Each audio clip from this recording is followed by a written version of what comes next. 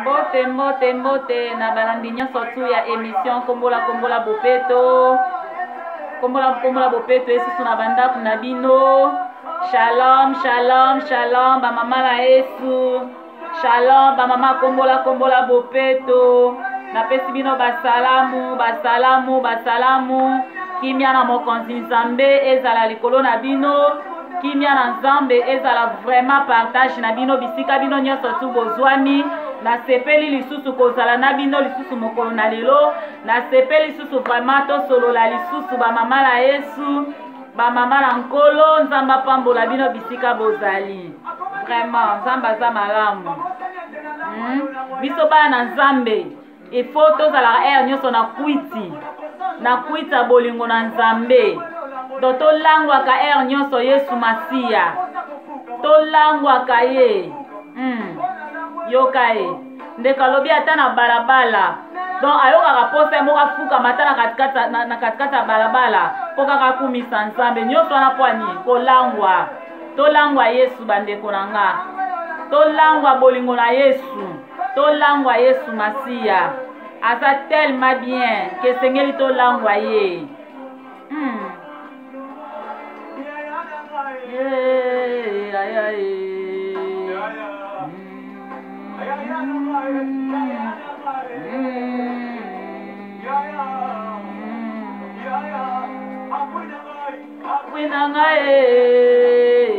Yesu aza appui na biso bandeko. Yesu aza appui na biso. Aza tellement malamu. Esenge tolangwa bolingo na Yesu. Yango moni bibezo ebisa biso elobi ke ne vous enivrez pas de vin, mais au contraire, soyez remplis du Saint-Esprit.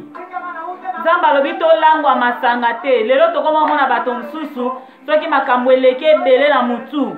A préféré na ye akende na bar moko amela alangwa. Tota msusu akokende kaka na kati na shop. Arosomba ba masanga sombi ba bière ebele avant na ndaku na ye abandi komela nyonso na kaka po alangwa. Ozomona azoluka alangwa po kolangwa ana ameka kobosa na mwa ba problème mususu. Aposa ni vraiment ke kisa malamu ezande Nzambe. Masanga esilisaka problème te bandeko nanga. Masanga esilisaka nango souci te, esilisaka pasi te. Ekoki tamsu ko faire évanouir moi tant moko boye bosa ni so mwa makambo. Mais dès que kaka kuita nde esili problème na yo ezongi. Donc tango kaka kuiti wana masanga na okota na kati ya nzoto na yo. Tango kaka masanga wana esili na kati na nzoto mbala moko ba problème ozalaki nango. Donc quantité ya mukumba ba problème ozalaki nango ekitelo susu boum. Donc eza nango musala punda bandeko na ngai. Masanga eza refuge te. Masanga eza refuge te pona bandeko bakena ko se réfugier na masanga. Soko tuni muto zo mele bele bopwa no parce que ba makambeleki nga mingi. Yango na préférer na mela na nga pona bosana. Mais ko bosana ngo ndeko nango bosana akezaka ya tamoko mukie. Ozo bosana ka pona minute moko ya mukie. Après à quelque temps ba pasi wana nyonso ezongelo lisusu. Donc tango kaka kwiti wana esilo na kati na nzoto masanga ane esilo na kati na nzoto makambo wana nyonso ezongi nango. Ebongo ezala eyala tina nini? Ozomona teke eza nango remède moko ya malamu te. Tango oza na problème fo luka remède ya malamu. Refuge ya solo eza nango kaka epa Nzambe. Refuge ya malamu eza epai na Nzambe. Alobi venez à moi vous tous qui êtes fatigués, chargés. Et moi l'Éternel Dieu, je vous donnerai du repos. Osomona. Abike boya epai nanga, boya epai nanga. Bino ba oyo boza ya kolemba. Bino ba oyo boza chargé donc tellement kilo oyo memi. Donc eza tellement insupportable. Nzamba lobi yaka na epai nanga. Hende konanga soit na nzela tango ezalaka soko zo tambola, oza na ba charge ebele, oza na ba kilo ebele o memi. Soki mo mutu moko aye ata lobi na meka ta ko aider yo to sana biso marche ensemble car pona faciliter aux tâches. N'est-ce pas ça la biso bien en motema? N'est-ce pas ça la biso bien soulager biso que en tout cas moyen te vraiment. Ole ko mema kilo nyo soma mutu moko aye memi si obokene nango tina ndako. Omoni te ke za facile. Que o luka ko so ba solution moko o eza nango na malonga te. Siko Yesu Masia azalola moto aye ko se présenter pa ina yo. aye ko se présenter pa ina po amonyo na ba kilo ebele, amonyo na ba charge ebele, amonyo na mikumba ebele oyo zo mema. Amonyo yango ke eza trop charge pour na yo, eza insupportable pour na yo. La raison pour laquelle aye po aye banako aider yo. Aye po na aye banako aider yo. Alobi ke venez à moi. Venez à moi, boya epai nanga, bino ba oyo, boza chargé na ba problème. Ndeko nanga, peut-être si tango tambola ka bato amono ka muta zo tambola même nzoka nde na kati na yo, o mema mikumba moko oyo moko vraiment oyo bakate esika nini yo kozela yango solution. Ozata msuna ba charge moko oyo zo mema, oyo eza insupportable, oyo eza malamu te po na santé na yo. Okokina kwa kobela AVC à cause ya bakilo oyo ozomema, à cause ya bacharge oyo ozomema. Mais nzambe Yesu Masiya aza ko se présenter liboso na yo, aza koyebisa ya lobi yaka na bakilo ane pa na nganga na memela yo. Siko mutu alinga memela yo bakilo, pona nini okima no epa na ye te ndeko nanga? Pona nini okima epa na ye te?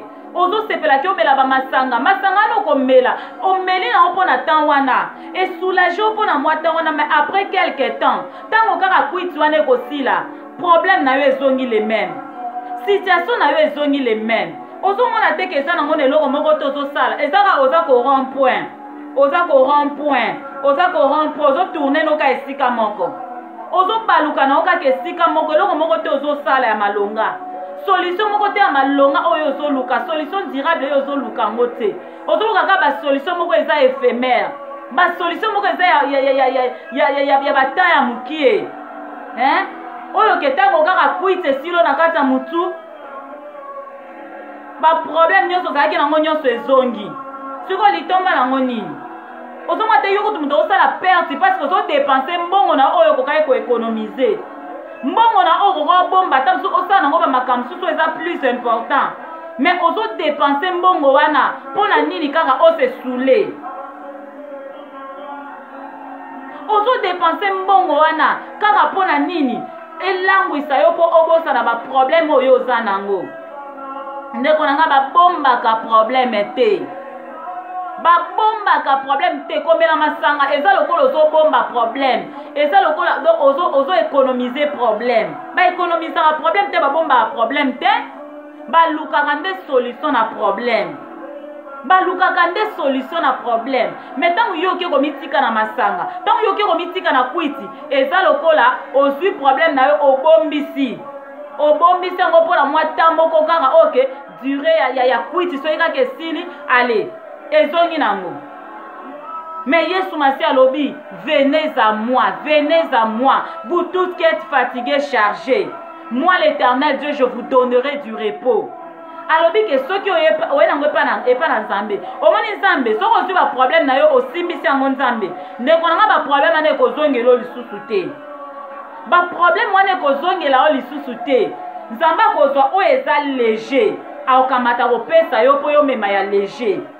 Donc Nzambe akokamata ya léger kopesa léger eza nini eza solution. Moni solution ezalaka nango pepele. Solution epezaka te. Solution ezalaka léger, mais tandis que problème epezaka na nemo osaka na te. Eleki meme mama bende wana ya kilo bato ba memaka ba kilo wana o ba memaka. Problème eza na kilo moko ta mususu ata poids to ko bata poids ya ndako. Eza na bato mususu bazotambola na ba kilo ya ndako na mitu na bango.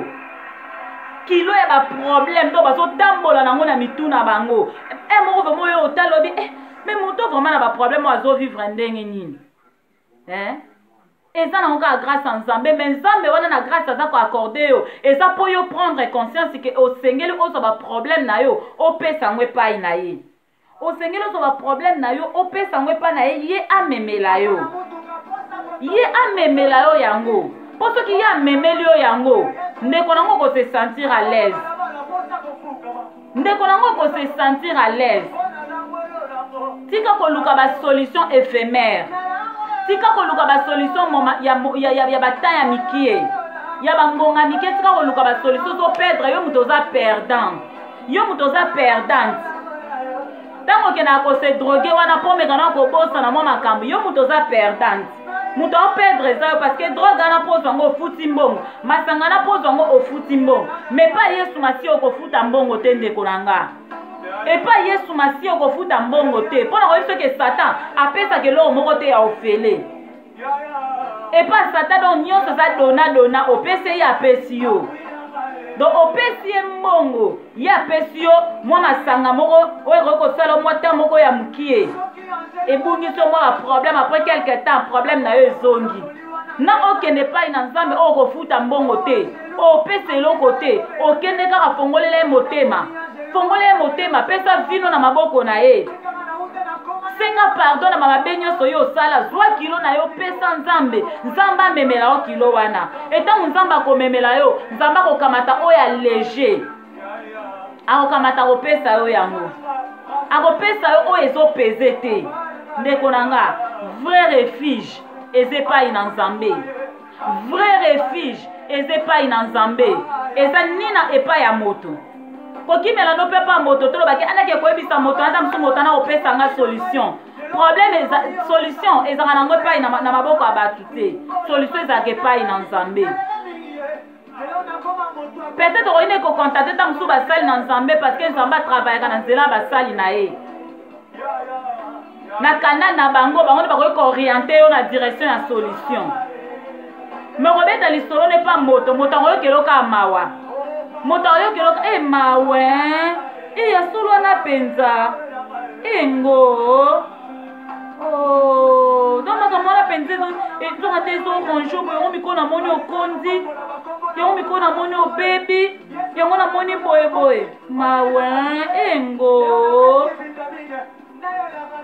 mutu akoyokeloka mawa mutu akoyokelo mawa opesa o solution te solution eza na maboko ya nzambe solution eza na maboko ya nzambe ndeko na nga soko mipese epai na nzambe nzambe akoporte charge na yo nzambe akoporte kilo na yo akokamata oyo ya léger akoyeba na kopesa yo nzambe apambola yo ndeko na nga esika yo ozali prendre conscience eza na litomba te osesulaka tout moment ya nango na litomba moko te bible elobi na biso ne vous enivrez pas de vin c'est de la débauche tango yo langwaka bamasango langwaka bakwiti wana eza débauche nde ozosala bible elobi ete ne vous enivrez pas de vin c'est de la débauche mais au contraire soyez remplis du Saint-Esprit nzambe ana posa biso tolangwa bolingo na ye nde baoyembela biso boye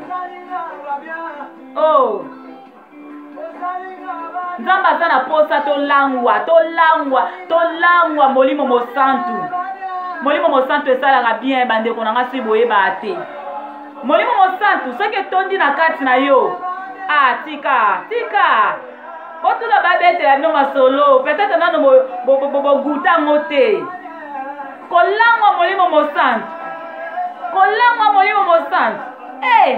tika nayebi biso eza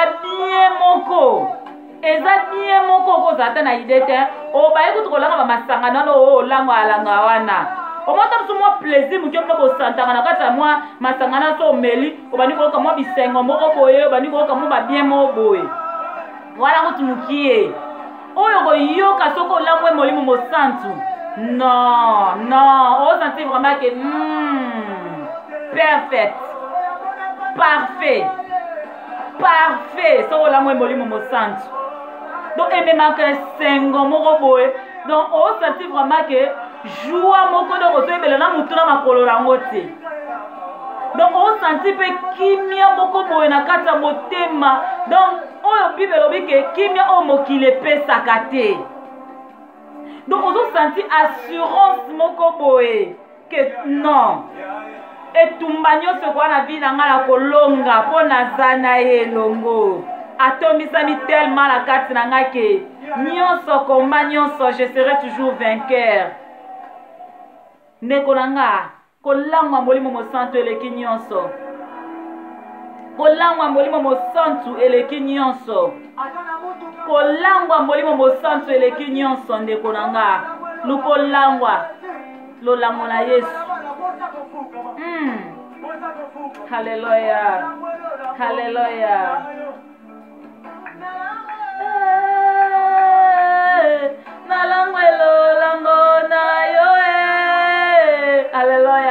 eza tellement bien ke kozala nawe eza kitoko makasi yo nde ozalaka moninga ya malamu compagnon ya malamu eza yo Yesu oza tellement bien